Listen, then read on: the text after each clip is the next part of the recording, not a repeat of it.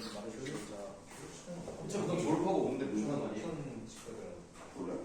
장학사가 좋은데. 교장 보관 되게 시원하니까 교장보다 조금 아래긴 한데 아니 교장보다 더 많아. 저희 사회쌤이 무슨 저희 장학사 해가지고 어디 가면 되지? 학교 말고 장학사는 뭐 학교 감독하고 뭐 이런 거 아니에요? 근데 뭐 제가 아는 학교로 가는 게 아니라 무슨 맞아. 처음으로 간다고 하는 것 같은데 자, 인문예술 4강 우리가 문제를 풀어봤습니다. 네, 여러분들 뭐 열심히 잘 푸셔보고요. 한번 설명을 좀 드리도록 할게요. 저희 인문예술 4강 자체는 어렵지 않은데요. 여기 나와 있는 이 개념 그리고 나와 있는 인물 이 사람들은 두고두고 계속 나올 수 있습니다. 우리 두 번째 문단에 베르그송 나왔거든요. 베르그송 동그라미 해보도록 할게요. 베르그송. 많이 나와요 이 사람. 수능 특강에서 좋아하는 사람이에요. 사람 알아요. 알아 이 사람? 일리아 사상을 배우는. 아 그렇습니까? 읽어봤어요. 알려줘요. 자, 베르그송은 우리의 인식이 관념론과 실제론의 틀에 사로잡혀 있음을 지적하고 두 이론을 넘어서기 위해 존재를 나타내는 새로운 개념으로 이미지를 제시를 했어요.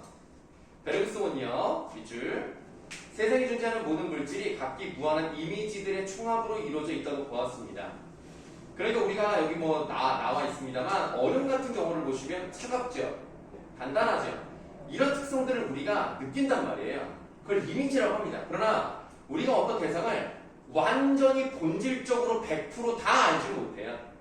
우리에게 주어진, 우리가 받아들인 것만 그 놈이 가지고 있는 여러 가지 이미지 중에서 일부만 우리가 받아들이는 거예요. 그게 바로 뭐예요? 표상입니다. 표상. 자, A로 묶여져 있는 부분을 볼게요. 자, 일반적으로 인간의 지각은 외부의 사물에 대한 감각기관의 작용으로 간주가 돼요. 그러나 베르그송은 인간의 지각을 이와는 다른 활동으로 파악을 했는데요. 밑줄. 그는 지각작용으로 얻어지는 추상의 표상은 사물의 무수한 이미지들 중 지각하는 사람의 관심 영역에 들어오지 않는 것들을 제외함으로써 얻어진다라고 되어 있습니다. 자, 표상이라고 하는 거는요, 일단 뭐 추상적인 것이다라는 말이 나와 있는데요. 이 표상이라는 건 뭐냐면요, 수많은, 아주 매니매니한 이미지들 중에서도, 이 중에서도 그 중에서 우리의 관심 영역, 그러니까 이거를 다 우리가 받아들이는 게 아니에요. 관심 영역에 있는 것들만 들어오고요. 관심 영역 밖에 있는 것들은 안 들어온다는 겁니다. 그게 바로 표상입니다. 그러니까 우리는 어떤 실제를 봤잖아요. 그러면 그것에 대해서 이미지를 받아들이는 것도 있고 아닌 것도 있는 거예요. 이렇게 말해요. 자, 그래서 이제 얼음에 대한 얘기가 나와 있고요. 자, 우리가 A로 묶여져 있는 부분에서 첫 번째 문단을 보고 있는데요. 그 첫 번째 문단의 밑에서 세 번째 줄. 무한한 이미지 중 찾았습니까? A의 첫 번째 문단의 밑에서 세 번째 줄. 네. 밑줄 하세요. 무한한 이미지 중 우리에게 지각된 일부 이미지를 통해 얻어진 표상에 불과합니다. 표상이에요. 실제가 아닙니다. 자, 이제 A의 두 번째 문단으로 갈 건데요. 그는 인간이 감각기관을 통해 세상의 무한한 이미지를 모두 지급할 수는 없어요. 인간이 지각으로 얻은 표상이란 지극히 제한적이라고 생각을 했습니다. 베르그송은 우리가 인식한 운동역지 지각작용으로 밑줄 실제 운동 중 일부의 이미지만 인식합니다. 일부만 인식하는 거예요. 움직임이 있는 것들도요. 그래서 재구성 결과에 불과한 것이라 보고 이러한 점을 전형적으로 보여주는 것이 영화라고 생각을 했어요. 그는 밑줄 영화가 그 자체로 움직이지 않는 단편적 이미지들을 연속적인 것처럼 보이도록 환영을 만들어낸 것이며 실제 운동을 단속적 형식으로 재현하는 거짓 운동의 전형이라고 봤습니다. 그럼 베르그송은 영화에 대해서 좋게 본 거야? 안 좋게 본 거야? 안 좋게 보고. 그냥 부정적으로 본 거예요. 얘들아, 여기 한자가 나와 있잖아. 단속. 이 단이 무슨 단자야? 단. 짧을 단. 아니고 끊을 단자입니다. 끈을 단. 그럼 속은요? 속. 속. 속박.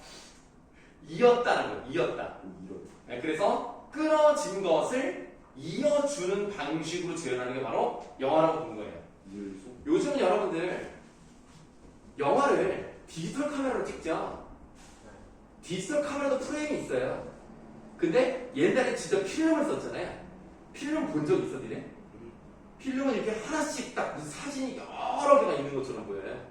그걸 이렇게 빨리 돌리면 움직이는 것처럼 보입니다. 그러니까 끊어져 있는 것을 움직이는 것처럼 느끼게 환영을 만드는 게 영화이기 때문에 어떤 실제를 제대로 이해하지 못하는 그냥 거짓 운동이다 라고 본 겁니다. 자, A로 묶여져 있었단 말이에요. 그러면 4번 문제 할 수 있죠? 4번으로 가시겠습니다. 자, 적절하지 않은 건데요. 일단 2번 보기를 보세요. 이념과 무한한 이미지는 실제 합니다. 실제 하는데 인간에게 조금도 지각될 수 없다. 이거 잘못됐잖아요. 우리가 그것을 완전히 다 할 수는 없지만 지각하는 게 있습니다. 그게 이미지예요. 그래서 조금도 지각될 수 없다. 여기가 틀렸습니다. 네, 그래서 2번이 답이었고요. 이제 보기 1번을 보시면 개념에는 우리가 파악하지 못한 무수한 이미지가 포함되지 않는다. 자, 개념은 뭐예요? 실제가 아니야. 실제를 우리가 받아들여서 그 실제 일부만 가지고 추상해서 만든 게 개념이에요. 그 우리가 파악하지 못한 이미지는 포함되지 않는 게 맞죠. 그래서 1번은 맞습니다. 다시 이제 돌아가 볼게요.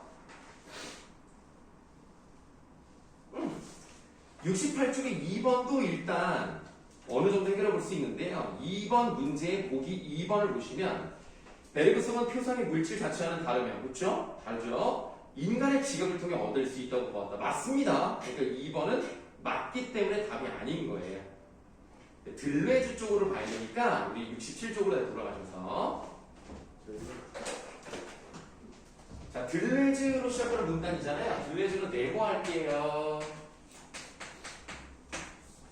이 사람은 어떤가 봅시다. 5번째 줄로 바로 가실 건데요. 5번째 줄에 들레주는 우리가 라고 시작하는 문장이 있습니다. 거기다 밑줄 좀 할게요. 들레주는 우리가 파악할 수 없는 대상의 실제를 잠재성으로 봤어요. 아, 그렇지. 우리는 이미지를 통해서 그 실제를 다 알아낼 수가 없습니다. 그러면 실제, 그러니까 실제로 존재하는 걸 실제라고 하잖아요. 그거를 잠재성이라고 봤어요. 그러니까 잠재성이라는 것은 있다는 거 없다는 거야. 있다는 얘기예요. 들레주는 실제 한다. 그 실제 하는 거를 잠재성으로 봤어요. 이는 현실성과 대립되는 것으로 파악을 했습니다. 영화는 스크린을 통해 이미지의 움직임을 보여줌으로써 시각적 조건에 관계없는 운동의 이미지를 보여줘요. 밑줄. 카메라 자체가 움직일 수 있기 때문에 운동의 흐름이 더 이상 제한된 시각에 고정되지 않고 나타난다는 겁니다. 그러면 인간의 시각을 능가할 수 있는 장치로서 카메라가 있는 거네요. 자, 그래서 들레주는요, 영화를 인간의 지각에 감지되지 않는, 이거 중요하다, 밑줄. 잠재성의 일부인 미세한 실제들을 포착해내는 새로운 사회 길로 봤어요.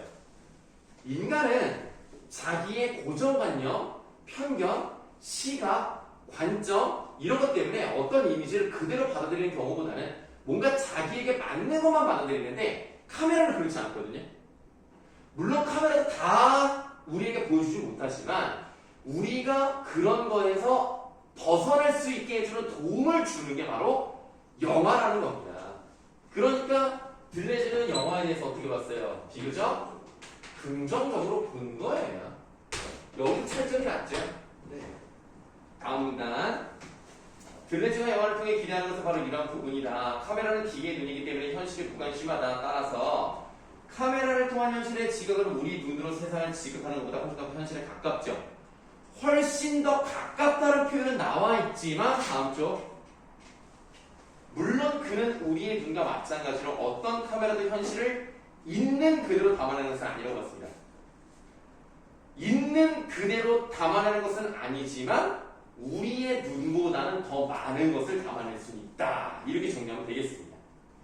그래서 2번을 보시면 2번에 보기 4번 들레즈는 실제하지 않는 현실에서 존재할 수 있는 잠재성. 틀렸죠?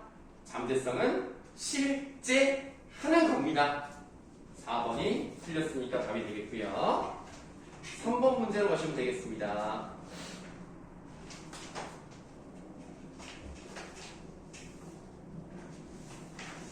이것도 어렵지가 않은데요. 자, 보기 박스에 앙드레 바쟁에 메모하시고요.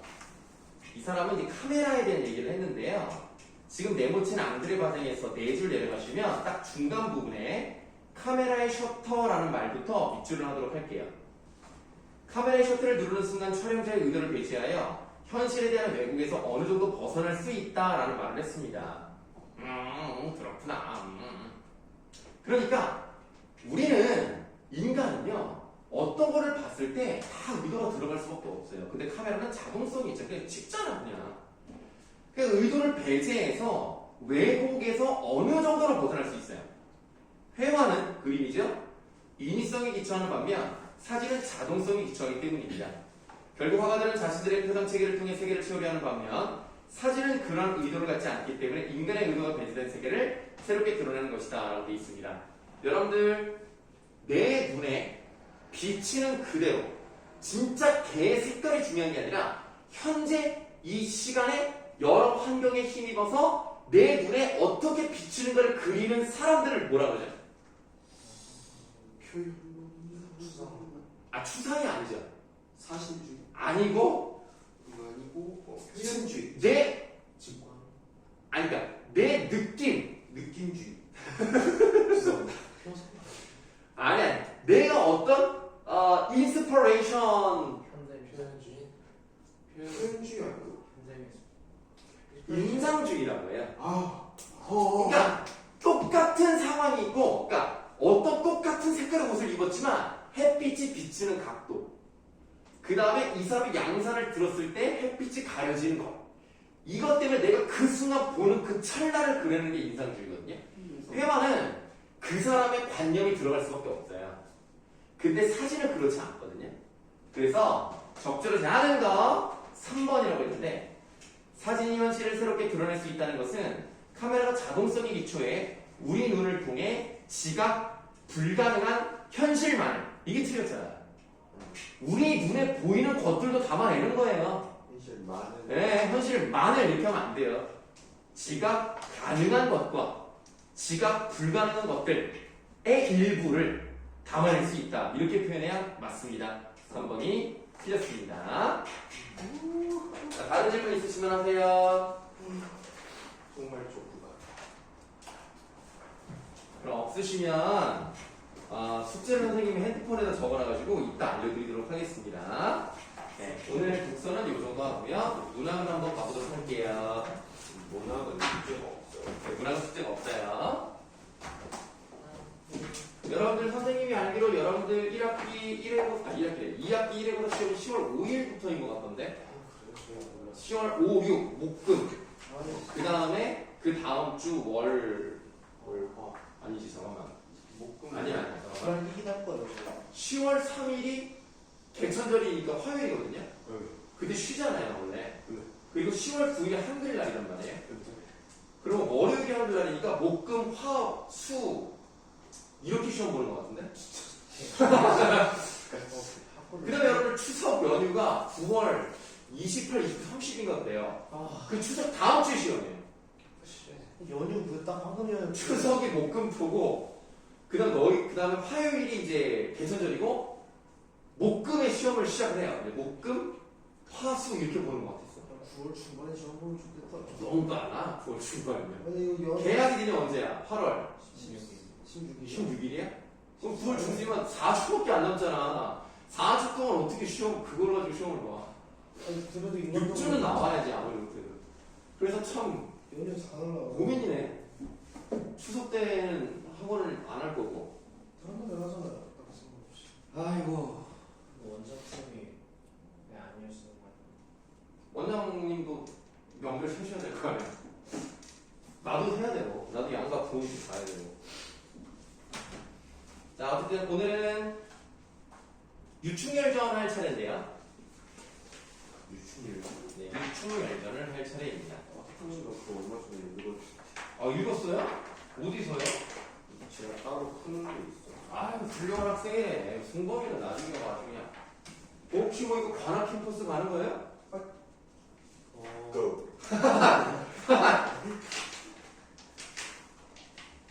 흥미인곡도 있고 같아.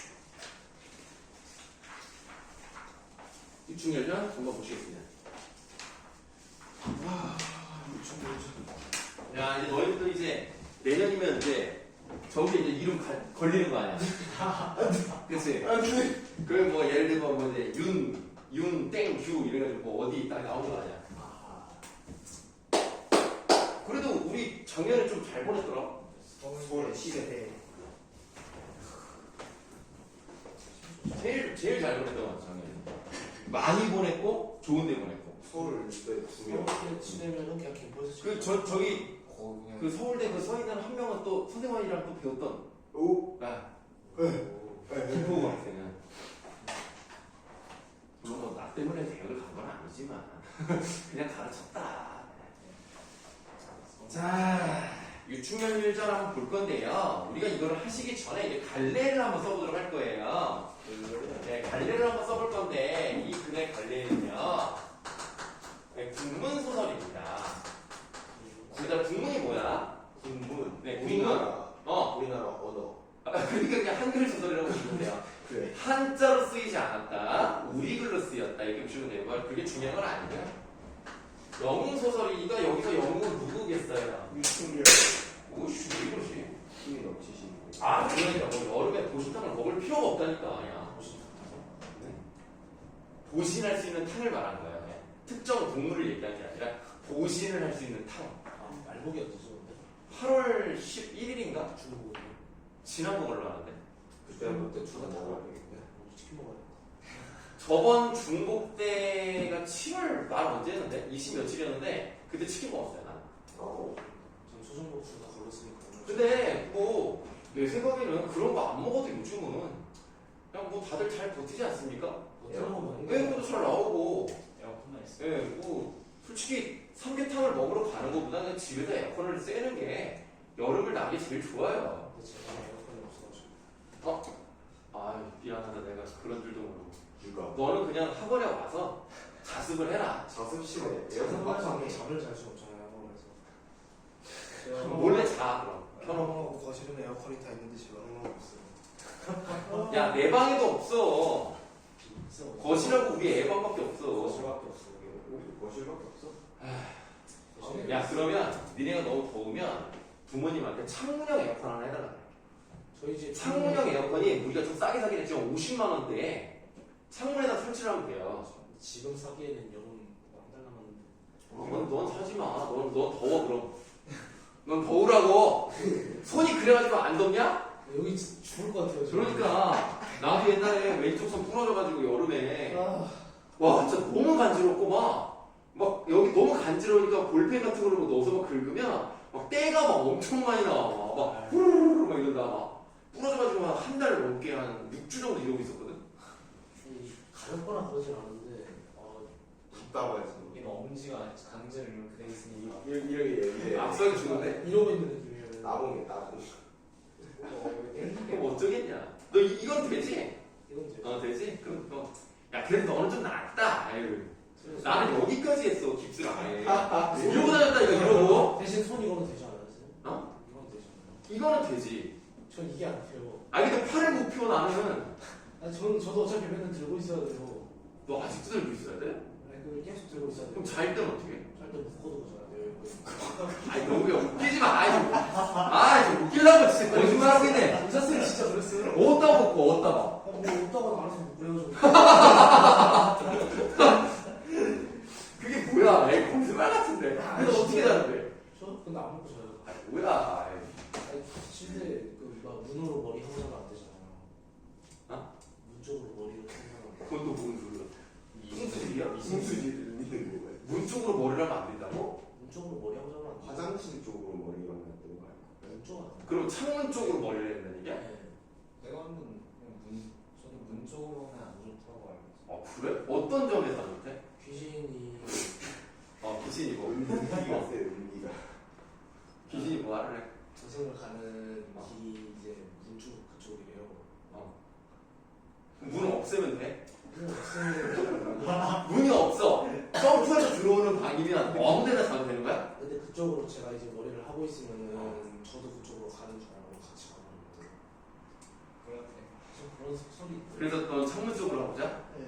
아유. 창문 쪽으로 하면은 저희 침대가 딱 창문에 이렇게 붙어 있고 여기가 바로 위에 창문이라 가지고 매달려 살 게 없어요. 에어컨을 설치해서 거기다 매달아 보자. 그럼 되겠네. 그 일석이조 아니야? 그러다 에어컨이 떨어지면 저 여기가 이렇게 그러면 내가 알 바 아니고. 내가 볼 때는 문 쪽으로 하는 것보다 에어컨 하는 게 더 위험한 것 같은데? 아, 우리 애가 문 쪽으로 머리를 두고 자는데? 아니, 근데 문이 이쪽에 있고 애가 머리 이렇게 자면은 근데 문 쪽이 아닌 거 아니야? 문 쪽이긴 하죠. 그러니까 그럼 나는 거실에서 자는데. 거실은 모르겠어요. 저. 보통 사람들은 방에서 많이 자니까. 아, 난 거실에서 자. 우리는 세 명이 다 따로 자. 쌤은 거실에서 자는데 에어컨 틀고 자세요. 아, 에어컨을 왜 틀어? 돈을 걷게 왜안 틀어줘? 잘 때 꺼. 그 선풍기 틀고 자야지. 에이, 돈이. 어? 애기도 꺼요 잘 때? 여기도 꺼. 자기 전까지 켜놓고 선풍기 틀고 자지. 선풍기 켜줘. 엄마가 해수님 불려고. 아 진짜. 여러분들, 선풍기 쐬고 자도 안 죽어요. 네. 안 죽으니까 그냥 몸에다가 감기 걸려, 감기. 그러니까 저희 네. 엄마가 뭐라 하시냐면 그렇게 하면 안 좋다고 하시는데 솔직히 반박을 못하겠어요. 감기 걸릴 수는 있지만 죽진 너가 않습니다. 한번 쌤은 다음에 죽을지 안 죽을지 한번 보겠다 그래. 너 해봐, 너가. 저희 같이 하자고잖아요. 나 맨날 쐬고 자도 안 죽어. 잘 살아있잖아. 어느 날 갑자기 가나? 선풍기를 한 7대를 틀어두고 문을 닫고 있으면 죽을 수도 있겠지. 터져가지고. 대충 뭐 저처럼 그런 말씀 하시는데 거기다 대고 반박할 자신이 없어요.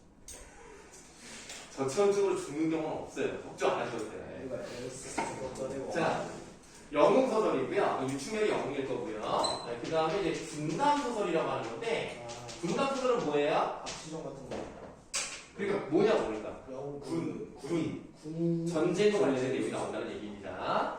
그래서 이 글의 성격은요, 영웅 소설이니까 어떤 성격이 있겠어? 일대기죠.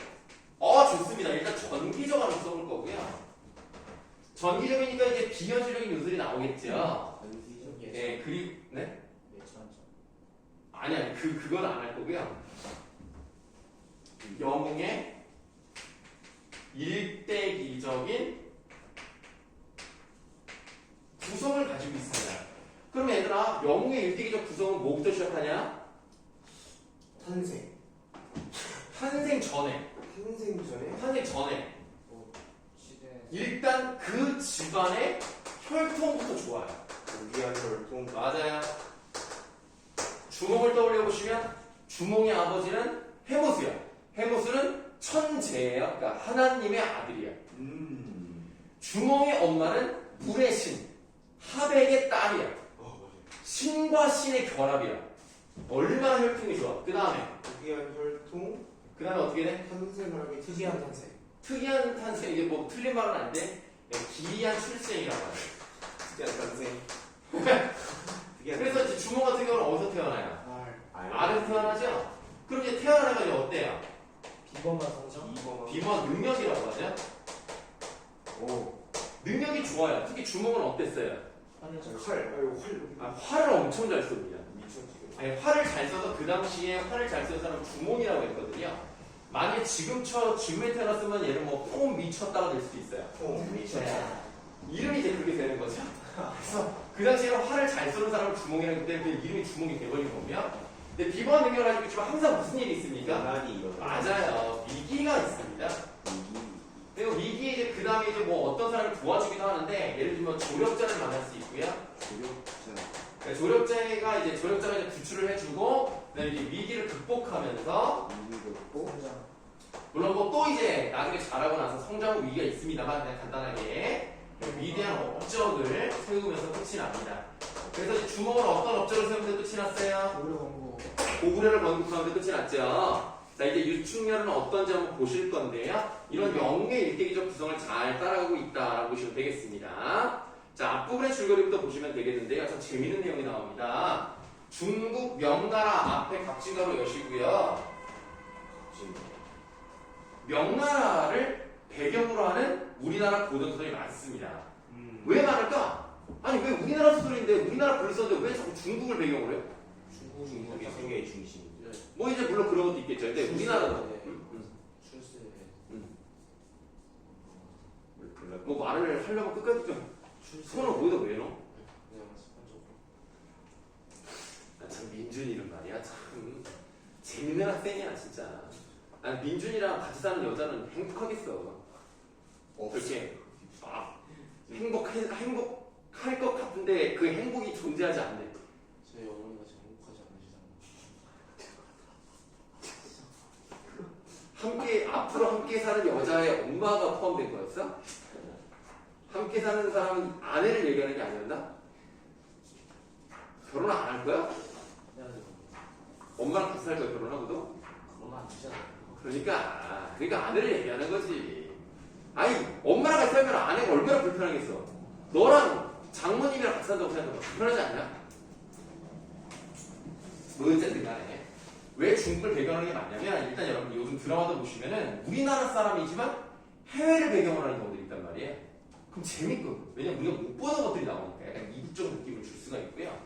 그다음 예를 들어서 왕을 비판을 하려면 우리나라를 배경으로 하면 우리나라 왕을 비판하면 큰일 나. 황제를 비판하는 회사거든요.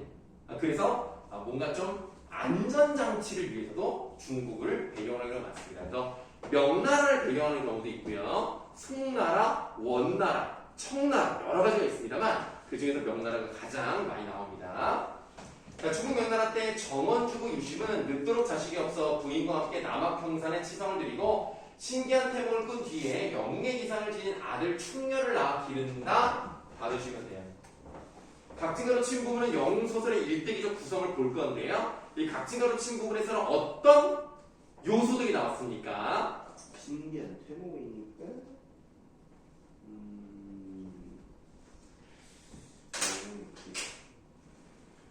일단 우리가 벼슬의 그 이름을 한번 볼게요. 정원 주부라고 되어 있는데 솔직히 뭔지 몰라서 상관없습니다. 주부. 근데 고전에서 이런 직책 같은 게 나왔잖아? 그럼 웬만하면 다 높아. 그것만 알면 돼. 그러면 이렇게 높은 사람의 아들이니까 일단은 고귀한혈통이 나왔다고 보시는 거예요. 기이한 출생도 나오고. 그렇죠. 그다음 비정상적인 기이한 출생. 왜냐면 나이가 늦도록 자식이 없다가 뭔가 시형님께 치성을 드렸더니 태몽을 꾸고 애가 나온 거야. 그래서 이 두 가지가 나왔다고 생각하시면 되는데요. 이 각진가로 친 부분에 지금 충렬이가 나왔잖아요. 이게 참 웃긴데 충렬이가요 원래는요 자미원 대장성입니다. 그게 무슨 말이냐? 원래 충렬이는 인간 세상에 태어나기 전에는 별이었던 거예요. 누구요? 별. 별. 자미원 대장성이 별 이름이야. 그래서 원래는 천상계의 인물인데 다른 별이랑 싸워. 스타워즈야. 막 싸워서 혼나. 그래서 혼나서 벌을 받아서 인간 세상에 태어나는 거예요. 기이한 출생이고. 그래서 이런 거를 무슨 모티프라고 하느냐? 뭐라고 하죠 이런 걸? 적강 모티프라고 합니다. 그래서 얘네는 원래 천상계의 존재였는데 얘랑 다른 애랑 싸워요. 그래서 얘네들이 다 쫓겨나요. 그러면 그 자미원 대장성이 유충혈이었다면 그 싸운 애는 현실에서 적으로 나타납니다. 그래서 그 적이 이제 누군지 이따 볼 거예요. 자, 그 후 조정의 신하들, 조정의 신하들 앞에도 각진가로 여세요. 조정의 신하들 중에 역심을 품은, 역심이 뭐야? 거슬을요? 그러니까 뭐야? 예, 반역의 마음을 품은 정한담 일파가, 이 정한담 나쁜 놈이죠? 정한담 세모. 청한다는 거예요. 얘가 반동인물이에요. 반동. 얘도 실제로 천상계의 존재였고 얘랑 싸워서 내려와서 현실에서 또 싸웁니다. 정한담 일파가 유심을 모함하여 귀양을 보낸다 하고 받아볼까요? 자, 이 각진가로 친 부분에서는 어떤 게 나왔다고 보시면 되겠습니까? 위기. 네, 이거는 위기 또는 뭐 실현에 해당한다고 보시면 되겠죠. 근데 이름부터가 상당히 최첨단 통신 느낌 아닙니까? 누구요? 유심이요. 유심. 유심. 넘어갈게요. 네. 각설이라 각설. 이때 정한담 최일기가 유주부를 참소하여 적서로 보낸 후에 그럼 뭐 정한담이 당연히 나쁜 놈이고 최일기도 나쁜 놈이니까 얘도 세모. 자, 적서로 보낸 후에 마음이 교만하여 별당으로 들어가 옥관도사를 보고 천자를 도모할 요청을 물었습니다. 천자는 누구죠? 천자. 황제 황제를 말하고요. 도모할 요책이라고 했으니까 어떻게 하려고 하는 거야? 끌어내리고 그렇죠. 이 천자를 끌어내리고 자기가 그 자리에 올라가고 싶어 하는데 그걸 물어보는 조력자가 어떤 조력자에게 물어본다? 옥관도사에게 물어봤다? 그 옥관도사 세모. 초력자. 예, 요 세모 친 놈들이 다 나쁜 놈들입니다. 자, 도마의 몇점을 물은데 도사 문 밖으로 나와 천기를 자세히 보고 들어가는 말이 요사이 밤마다 살피운 즉 두려운 일이 황성에 있나이다. 황성이라고 하면 이제 황제가 있는 도시를 말합니다. 한데 한담이 물어봐요. 두려운 일이라 하니 무슨 일이 있나이까? 도사와 천상에 삼태성이 황성에 비쳤으되 그 중에 유심의 집에 비쳤으니 유심은 비록 연경에 갔으나 다시 말하면 이제 귀양을 갔지만 신기한 영웅의 황성 내에 살았으니 그대 도모할 일이 어려울 듯하노라 라고 되어 있단 말이에요. 삼태성의 뜻은 왼쪽에 나와 있습니다. 큰 곤 자리에 있는 자미성을 지키는 별인데 자미성이 누구였죠? 얘야. 충렬이었다고. 충렬이 이 현실에 태어나니까 그거를 지켜주기 위해서 요 삼태성이 비춰주고 있는 거를 옥관도사가 알았어. 그러니까 뭔가 대단한 인물이 있기 때문에 아무래도 황제의 자리를 차지하기는 어려울 수도 있겠습니다. 라고 하니까 한담이 이 말을 듣고 외당에 나와 도사하던 말을 일기더러 하니 일기대말. 일기가 이제 말하기를 도사의 신기함은 천신에게 진하나니 이게 뭔 말일까요? 천신에게 진하나니. 민준이 뭐라고? 천신한테. 훌륭합니다. 그만큼 뛰어나다는 얘기예요. 하늘의 신령보다 뛰어나다. 신기한 영웅의 황성 내에 있다니 진실로 마음이 황공하여이다. 좀 걱정이 된다. 한담이 내 생각하니 유심이 연만하네. 자식이 없는 거로 수년 전에 형산의 산자의 자식을 얻다 하더니 도사의 말씀이 황성에 있다니 의심하건대 유심의 아들인가 하노라. 일기 적실히 현대어로 뭐라고 해석하면 될까요? 확실히 그러하다면 유심의 집을 환멸하여 후환이 없게 하면 옳을까 하노라. 원래 항상 그러잖아. 어렸을 때 죽이려고 해요. 어렸을 때 힘이 없으니까 얘를 죽여야 되겠다. 그래서 죽이러 가죠. 한담이 옳다 하고 그날 삼경에 삼경 지금으로 따지면 약 몇 시라고요? 11시부터 밤 11시에서 1시. 새벽 1시까지 되게 늦은 밤. 고전에서 삼경이란 말이 나오면 그냥 몇 시인 것까지는 몰라도 되고요. 깊고 늦은 밤이다 정도만 아시면 됩니다. 삼경에 가만히 승상부에 나와 나둘 10여 명을 착출하여 유심의 집을 둘러싸고 화약 염초를 갖추어 그 집 사방에 묻어놓고 화심에 불 붙여 일시에 불을 놓으라고 약속을 정하니라. 이때 장부인이 유주를 이별하고 충렬을 데리고 한숨으로 세월을 보내더니 이날 밤 삼경에 호련이 고나여 침석에 졸더니 침석이 뭘까요? 네, 좋습니다. 그냥 잠자리 정도로 보시면 되겠어요. 침석에 졸더니 어떠한 한 노인이 홍선이 홍선입니까? 홍선 일병을 가지고 와서라고 되어 있는데요. 일병은 몰라도 상관없거든요. 근데 홍선은 뭘까요? 붉은 홍? 배선? 부채선입니다. 야, 이 민준이가 생각보다 상식이 많아. 부채선. 훌륭한데? 문학에서도 아주 그냥 등급 씹어 먹을 거예요? 왜 그래? 왜? 수행 합치니까 점수 안 들어왔어? 근데 그거는 어쩔 수. 모르겠어. 근데 여러분들 고전에서요 무슨 선이란 말이 나오면 물론 배일 수도 있겠습니다만 여기서는 배를 가지고 왔다는 말은 안 맞잖아요. 선이 들어가면 부채라고 생각하시면 도움이 될 거예요. 붉은 부채 이게 홍선이고요. 일병은 한 자루를 말하는데 이거는 잘 중요하진 않습니다. 붉은 부채 한 자루를 가지고 와서 부인을 주며 이날 밤 꺽쇠 이날 밤 삼경에 대변이 있을 거니. 갑자기 누가 똥을 싸는 건 아닐 거고 대변이 뭐야? 왜? 큰 변고가 있을 것이다. 큰 재앙이 있을 것이니 이 부채를 가져다가 화광이 일어나거든 부채를 흔들면서 후원 담장 밑에 은신을 했다가 충격을 들고 인적이 그치니 남천을 바라고 가없이 도망하라. 가없이의 뜻은 가차없이. 가차없이는 아니고 끝없이 계속 도망가라는 거. 어느 쪽을 보고? 남천을 바라보고. 남천이 뭐야? 안쪽이. 남쪽 하늘을 말하는 거야. 만약 그렇지 않으면 옥황께서 주신 아들이 화광 중에 고곤이 되리라. 받아봅시다. 자, 꿈이죠. 이 꿈에서요. 예시를. 맞아요. 미래를 예지하고요. 화를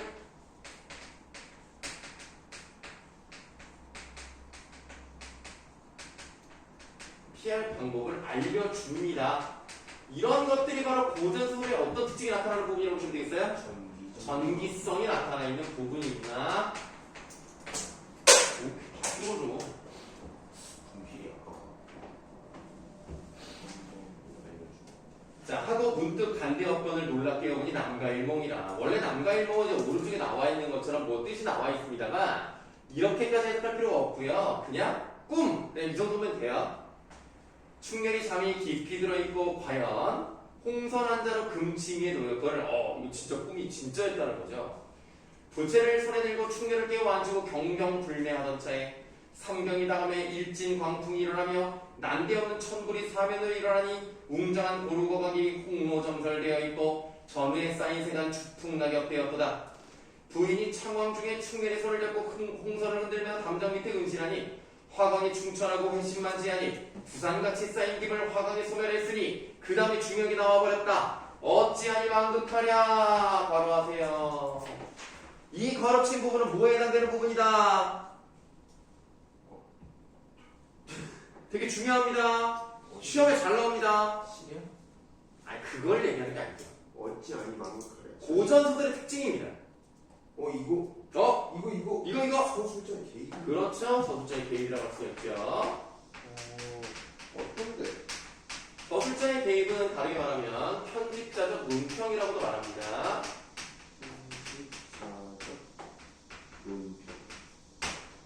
자, 그러니까 어떻게 보시면 되냐면 지금 우리 가르친 부분이요. 따옴표로 묶여져 있는 부분입니까? 아닙니까?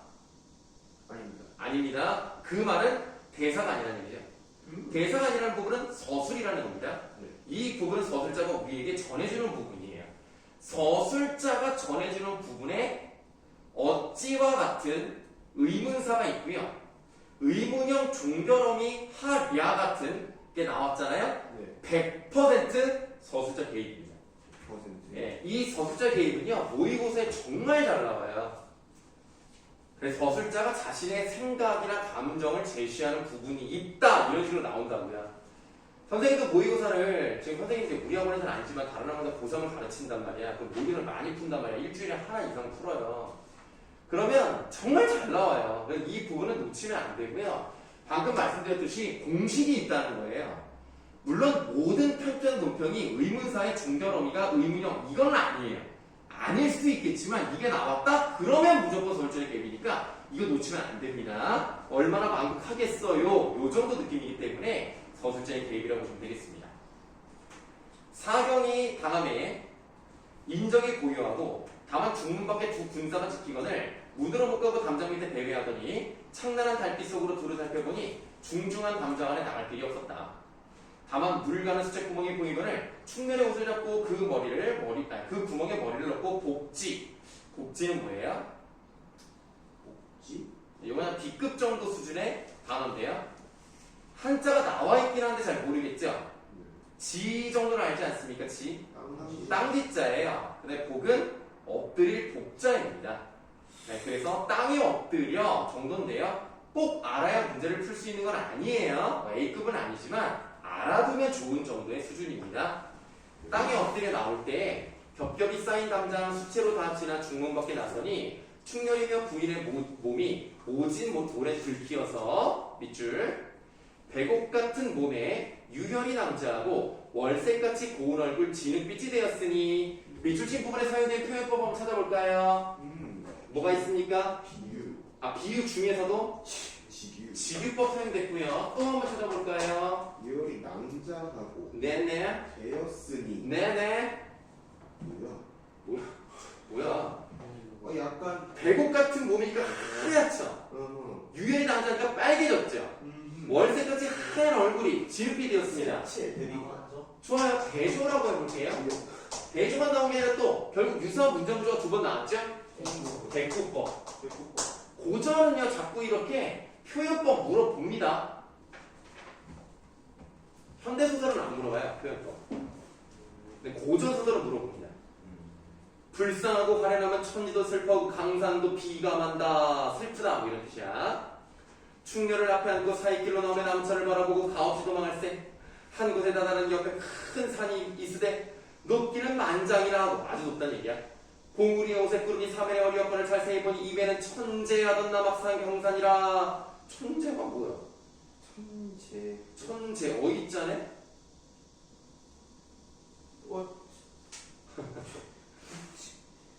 이건 진짜 모르겠어. 하늘에 지는 제사예요.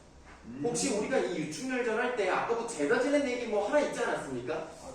제사를 지냈지. 네, 아들을 낳기 위해서 치성을 드렸다는 내용이 나왔죠? 바로 거기였던 거야. 오다 보니까 여기까지 와버렸어. 전일 보던 얼굴이 부인을 보고 반기는 듯 뚜렷한 천재당이 완연히 보이거늘. 완연히의 뜻은 뭘까요? 완전 잘. 뭐 좋습니다. 뚜렷하게 정도의 뜻입니다. 이 제사를 지냈던 그 집이 뚜렷하게 보이거늘 부인이 비회를 금치 못하고 슬픈 마음을 금하지 못하고 충렬을 붙들고 방성통곡하는 말이 너 이배를 아느냐? 7년 전에 이산에 와서 산지하고 너를 낳았더니 이 지경이 되었으니 너의 부친은 어디가 이런 배를 모르는고. 그럼 지금 충렬이 몇 살? 네, 그냥 쉽게 하게 되면 7살 정도 됐다 이렇게 보시면 돼요. 되게 어리죠? 그 어린애가 다음 쪽에 그림으로 나옵니다. 밑에 보세요. 조그맣죠? 머리에 춘리, 니네 춘리 알아? 스트리트 파이트에 나오는 요렇게 하고 있는 그 걔가 충렬이야. 하하 귀여운. 엄마는 턱머리가 굉장히 크죠? 보따리 들고 나왔는데 엄마는 이제 어떻게 될지 모르고 막 울고 있고 충렬이는 이제 가만히 서서 뭔가를 보고 있는 그런 느낌입니다. 자, 계속 한번 읽어볼게요.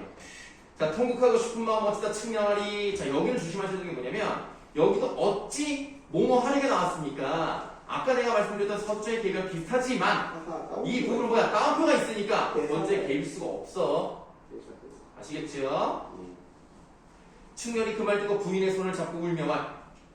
이 산에 산재하고 나를 낳았단 말인가? 어떻게 반말이야? 어정머리 이 새끼가 이게 엄마한테 지금 반말해. 그것도 7살밖에 안 된 놈이. 적실히 그러하면 밑줄 산신은 이러한 연유를 알려면은 산신도 무정하네. 산신 탓을 해버려? 그러니까 자기를 낳게 해준 산신은 내가 왜 이런 고통을 겪는지 이유를 알 텐데 왜 나를 이렇게 두고 있는가 참 무정도하다. 사실 7살짜리가 할 수 있는 말은 아니지만 네, 이 부분은 가혹한 현실. 시련을 겪게 하는 신을 원망하는 내용입니다.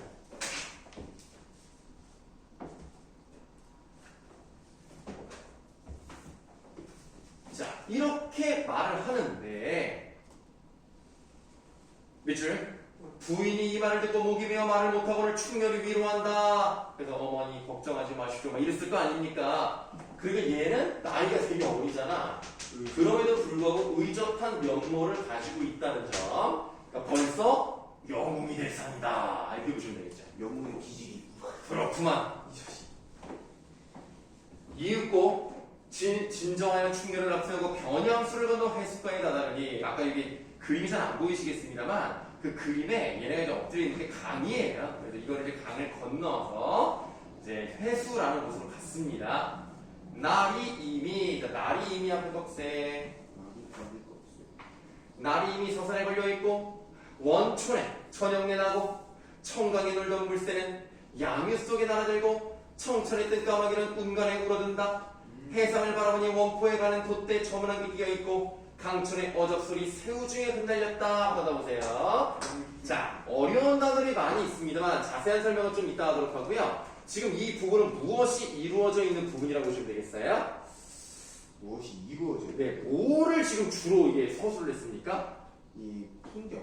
좋아요. 우리는 풍경이라 표현보다 배경이란 말을 많이 쓰죠. 배경을 묘사했다. 이거는 어렵지 않습니다. 이건 솔직히 눈이 있으면은 알아요. 근데 눈이 있는데 이 배경 묘사를 한 이유를 한번 찾아볼까요?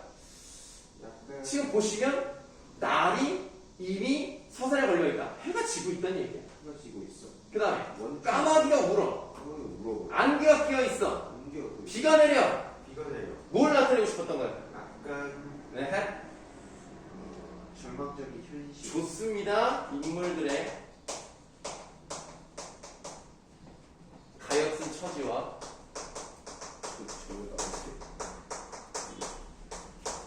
슬픈 심패를 부각시키고 있구나.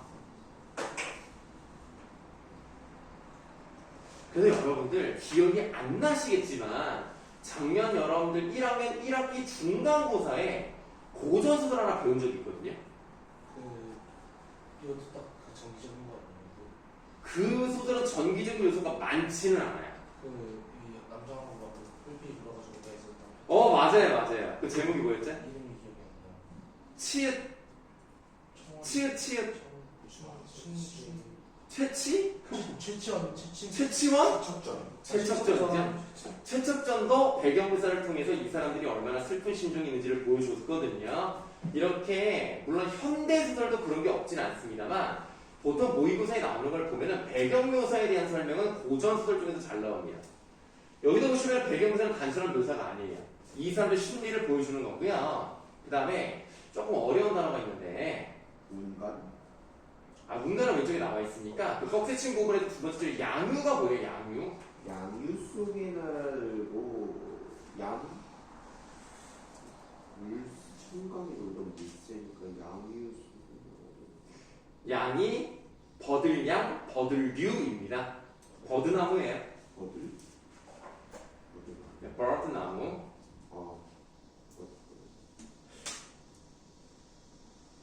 그 다음에 이제 어적의 뜻은 나와 있으니까 새우는 뭡니까? 새우 중에 푸르르다. 네, 새우. 비우. 비우. 새. 새. 가로새. 가로새요? 새로새. 가로. 아니 세로새라고 하면 내가 이해를 하겠는데 가로새라는 건 무슨 말이야? 새가 가느다다. 가늘 새자입니다. 가늘 새우. 네, 그래서 가랑비에 흩날렸다. 이 정도로 해석을 하시면 되겠죠. 가랑비. 새우 중에 푸르르다. 이거는 어디서 나왔어? 자, 슬픈 마음 진정하고 충렬의 손을 잡고 물가에 배회하는 건너갈 배 전혀 없어 하늘을 우러러 탄식을 맞이 아니하더라. 자, 여기까지 하고 쉬는 시간 갖겠습니다. 오늘 요거 중요해요. 일단 유충열전 끝내는 게 목표고요. 그 뒤에 율포의 기억까지는 갈 것도 같습니다.